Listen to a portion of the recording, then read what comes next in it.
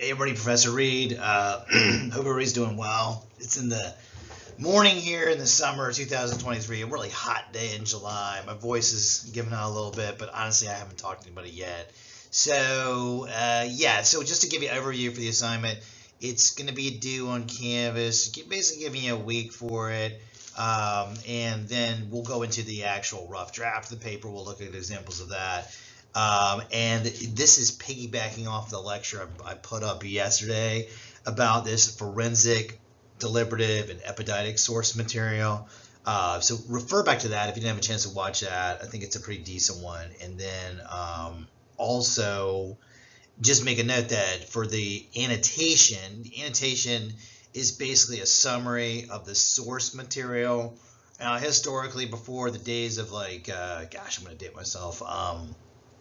For the days of this sort of Canvas world, we would print the sources out, and annotation would be marking them up, and also maybe defining some terms and running a lot of sort of pertinent questions in the actual space on the paper to the side. So fast forward now, 2000, especially after 2020, everything's done on Canvas, so there's no need to print this out and mark it up. Some people still like to print them out and to mark them up with the highlighters, that sort of thing, like a physical copy. But for this assignment, you're just going to find 6 sources. And remember, you're going to find 2 that are forensic, dealing with the past, for like a real condensed definition of that. And then deliberative, which are going to be 2 that are dealing with the future. And think of them as more like making recommendations. And then epidictic source material, which is a really nice Greek word. It means basically something about the present and sort of establishes social norms. And I would say this, epidictic sources are typically or can gravitate towards a little bit less of an academic type of source. So I think that that's one of the things that I'm a little bit flexible about. You can have some non-academic sources in here, because me as a writer and as a human, I'm sort of into the idea of like how popular sources sort of translate information. And some of these groups are a little bit newer, right? So you may have to like punt back and sort of think about what type of sources you can use. And as I mentioned last overview, if you want to meet and talk on Zoom, I've got a fair amount of time to do that. Email me. I'll try to set up a time, have a Zoom link. I've had some really good conversations over Zoom, and I know how tough this can be with the asynchronous thing. It's why I try to make the videos. My top goal is your success. You walk out of here feeling really, really good about, writing in the social sciences. So if you need help with this, you got a question about it, email me. If for some reason you completely decide to change your group, you don't need to necessarily redo that proposal, but you do want to think of the proposal as sort of the guide for the paper. Unfortunately, though, and keep this sort of in mind, if you decide that you're going to change your group at this point after you've done the annotation, you want to go back and do that. So we don't want that to happen. Okay, so look at the databases. There's a video I put up by Katie, who's a really impressive, amazing librarian who made a really good overview of the source, the databases at Penn State. So check those out as well. But there's a little bit of creativity that I really enjoy with the research process here that I think is pretty helpful. But you're basically trying to find 2 sources that fit into each one of these buckets. And guideline for annotation, we're using APA.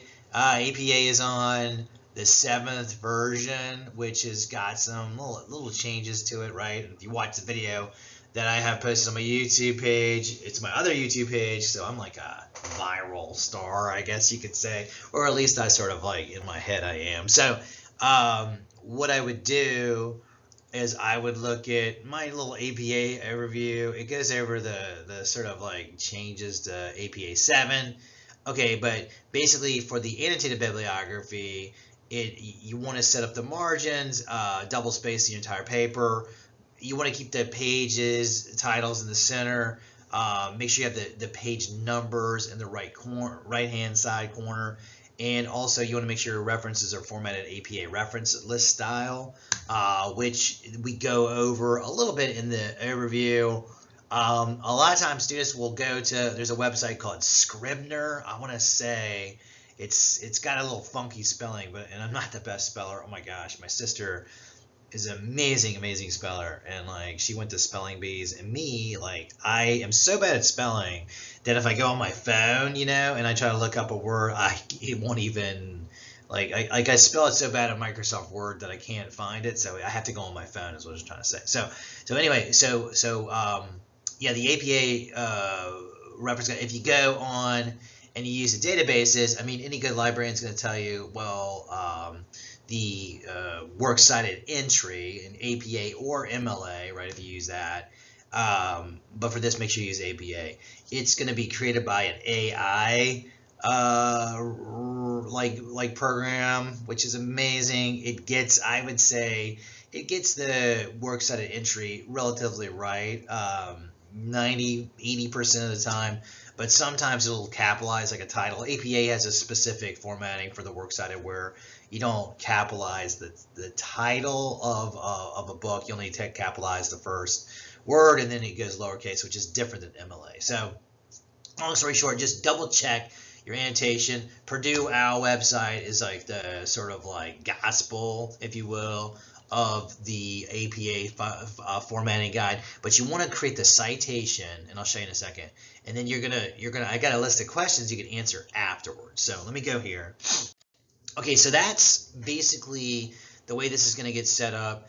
And there's the page number at the top, which we want to make sure that we have. Now, here's the thing for the annotation. Do your best to try to get it, relatively perfect. This can be pretty stressful, and and you're going to find professors that are going to be, sticklers more or less for this.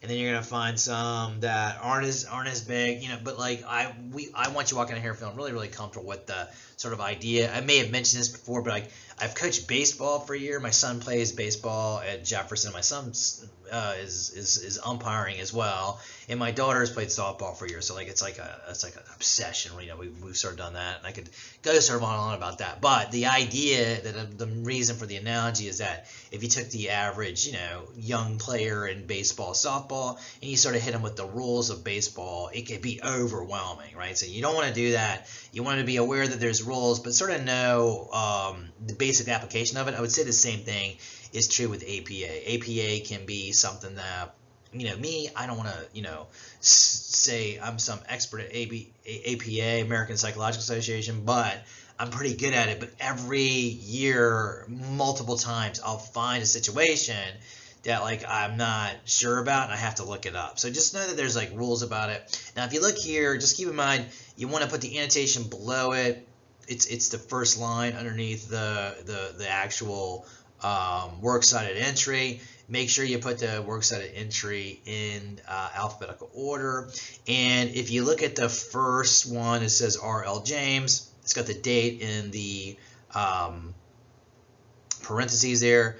It's got this. I don't know the specifics of it. It's got the name of, I guess that's a journal name that it has there, and it has the publishing date. And then the second one is I'm pretty sure about this one. This is from an academic journal. It's got the name of the writer. It's got the year 2011, the period, and then that monitoring global warming is the title. So it goes in lowercase except for the first word they're monitoring, and then that energy and environment with the ampersand there in the middle is going to be, I want to say the title, and I haven't double checked this, but it's the title of the journal. Capitalize that in italics, and then the next one is going to be the year. The 22 is the year of like the volume year, and then the 7 in the parentheses is the series, and then the PP dot is the page number, and then that's the actual URL. And sometimes you'll see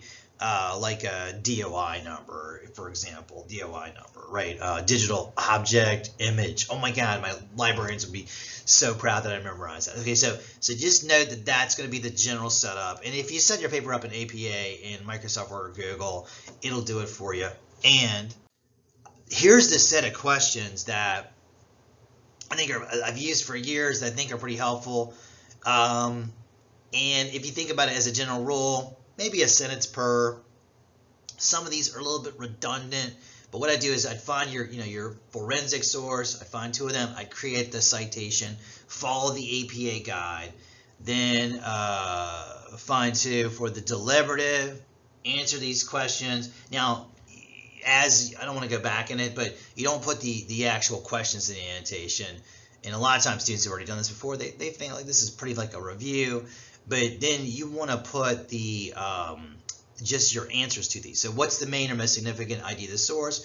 What's the writer trying to do? A little bit of a vaguer question. Who's the intended audience? So you can sort of go through here and answer these questions. If you have one that is the writer is trying to, articulate what a certain group's about, or if you think that the intended audience for the general public, or maybe for somebody specific in that group, you can mention that. What parts of the subject does the source emphasize or de-emphasize? Okay, that's a really sort of, that's a really interesting space there to sort of explore. What assumptions does the writer make about the topic or audience? Is there a bias or slant to the source? You can talk about that, because sometimes for this paper, especially for this discourse community paper, having a little bit of a biased source is sort of an interesting take on it, because you can sort of explain how there is a bias in there.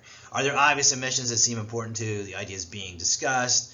And sometimes I'll miss a key data piece in somebody's opinion. And this is really a good one for some of these questions are really good for that forensic source, talking about the past, maybe how something was done sort of incorrectly, or maybe they had a wrong angle to that. You can mention that. And does the evidence clearly support the writer's main idea? So take those 1, 2, 3, 4.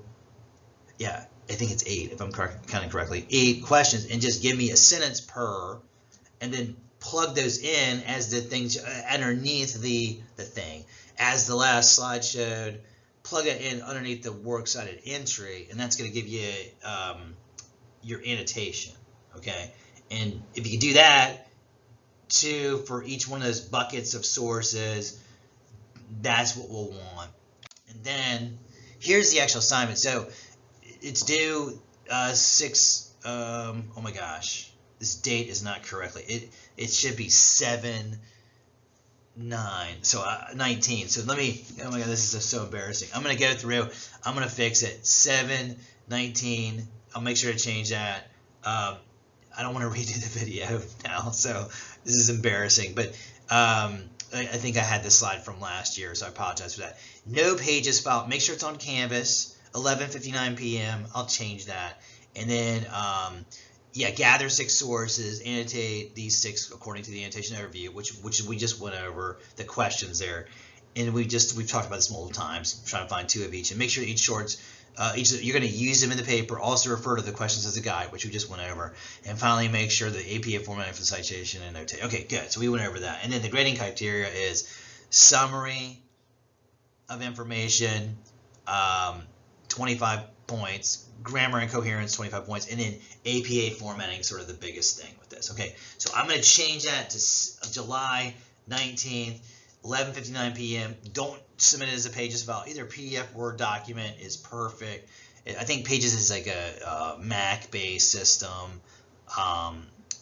Get that in, and I'll make sure to change it in the overview. I'll change it. I just won't be able to change it in this because it's recorded. But yeah, let me know if you need anything, and have a great day.